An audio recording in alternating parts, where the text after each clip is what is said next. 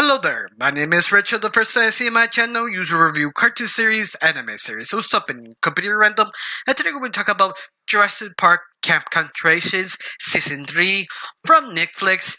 And yes, this season was pretty good. It's something I was expecting to at least end the series because this is the third season, and Netflix usually lasts to 3 seasons, and that's it. It's rare to nowadays they actually give a fourth or fifth season, or sometimes just give a spin-off series. But out of that, this is technically the final season. I think. I don't know if they have a fourth season, but you know what? I am satisfied what I have given because it was really interesting to see how these kids would work before and now after, because most of them have changed so much and it's completely different like night and day.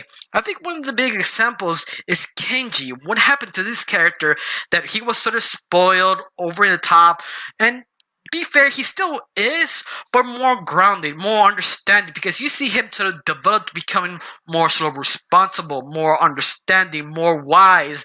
And I think he's probably the best character of all of this because he does so many things in this final season, like taking charge, taking responsibility. He also helping others. He felt and push it forward.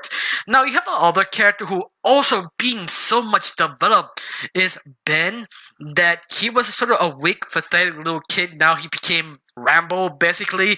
But be fair, this third season, Ben went a little bit crazy. I mean, he was prepared, he was agile, he was a top dog. But the only problem is, he was a little bit crazy. I mean, this guy wanted to live in the island. He didn't want to leave. He makes sort of excuses in the third season, like, no, I can't leave Bumpy, but Bumpy has an answer why he stays in the island, because one, he's too big to follow in the boat or any other kind of transportation. Bumpy needs to live in the island with the rest of the dinosaurs, and he keep making sort of excuses because this is who he is now. He is basically Rambo of dinosaurs. In a way, I wanted to slap this kid because are you being completely for real? I mean, are you seeing the things you have done? You seeing this dinosaurs whipping Shadow completely into pieces. You barely survive, and you still like, I have to do this. Till he sort of got to challenge the idea of him living by himself, because in the whole point of season 3, all the kids had the chance to get out, and they did. But I feel the most interesting thing is what happened to Ben. Like, yeah, this is why I wanted. He was like left in the island all by himself. He's just quietly, lonely, raining, thunderstorm. It's almost like the idea just collected, like, this was a bad idea. He ran straight for it, and the kids knew he was sort of coming back. They just waited for the moment, like, should we keep going? Should we stop? We know he's coming back, right? That sort of temptation. I wonder if the writers would leave this character behind the island, because this Ben was kind of stupid, but I still love the kid. He became better. But I feel the most interesting thing is the other side characters, Jazz and Brooklyn, how their relationship is sort of friction. I mean, quite a lot, especially season 3. They sort of not trusting themselves because how Jazz sort of works, like she's so independent and doesn't trust anyone, and Brooklyn sort of kind of uses people for actually material to use her videos, and you see that sort of clashing a couple of times, especially they have so special moments that they just kind of quiet because they're just by themselves, and every time they try to at least talk it out, trying to figure out how to make this work, run destroying the team, they don't know what to do. They just sort of completely silent. But I like that they sort of push that around a little bit more on the season, trying to make it work. And that kind of making work made it interesting, especially with Jazz, that she has other issues, like with Sammy, that she doesn't really trust Sammy because she was sort of a spy, lied to everybody, and Jazz doesn't really trust her.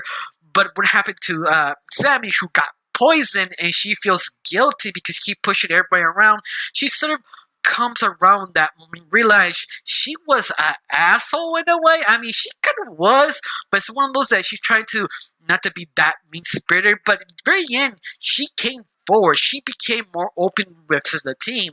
With Brooklyn, I feel it was sort of fascinating how difficult she is to work with other people, especially how Brooklyn was very useful. I mean, the girl knows how to do so many things. Of course, to be fair, she didn't really master the skill in hand. Like she know how to do climbing, but she never understood the kind of like the technical stuff. Like the little things here and there could easily backfire. Yeah, I found that sort of fascinating because how the team was sort of clinging on to that little experience she has to help the bigger team. Yeah, I thought that's sort of kind of interesting how what she actually delivered.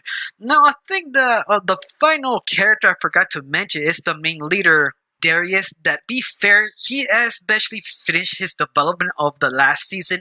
This season he has maybe one thing left is with Ben, that he feels sort of guilty and responsible, leaving him on the wild, leaving him become sort of ramble. You feel that sort of guilt. I mean, the beginning he tried to talk to Ben to anything is wrong because be fair, Ben was sort of odd. He was sort of disconnected or out of place too much to the point that you can see why the main leader Evan trying to talk to him, to trust him, to open up to him because he wanted to help. I mean, who wouldn't? But to be fair, Ben was a little bit too gone at the very beginning for a little while, but Evan did his best. He did everything he can to help everyone to become better and at least survive. Now, the stories of this season was pretty interesting, especially the new dinosaur they showed, the scorpion dinosaur. That I wasn't expecting how dangerous really is, how big and threatening really was. Yeah, I was like, okay, first time I saw it, I was like, it wasn't that impressive, but when I saw it in action, what it actually can do, I was like, this was basically Predator meets Jason Horsey of Friday the 13th. Sort of mix, like sort of I could kill anyone, whoever I want, but have this sort of horror feeling like he just walks slow. I mean, he doesn't, but it almost felt like that. He feels like sort of Jason Horsey sort of reappear out of nowhere and killing animals back and forth while even trying to so hard. I mean, I was sort of a little bit intimidated with this dinosaur. I was like, whoa, I wish they bring this character in the new movie of Jurassic World.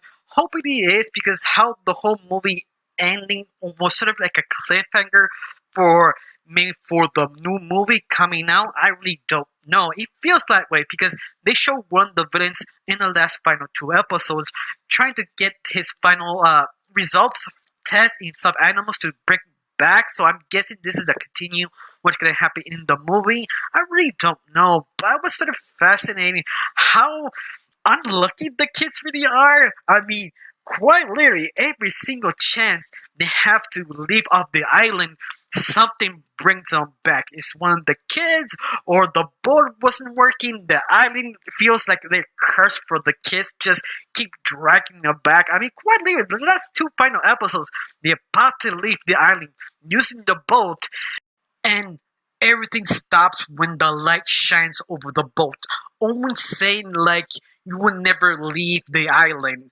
And that is sort of interesting, but luckily they did leave the island, but unfortunately they had to do so many more things just to get out. But if they never get a third season, not third season, a fourth season, I'll be completely okay because how the whole 3 seasons sort of ended, I am completely satisfied. Of course, I do want a season 4, especially if they leave certain things not yet undone. For example, like KG has some issues. One of his friends were sort of sacrificed the other one to survive. He was not liking that. I mean, you could do so much with that, but once more, do I need a season 4? No, I'm satisfied with season 3.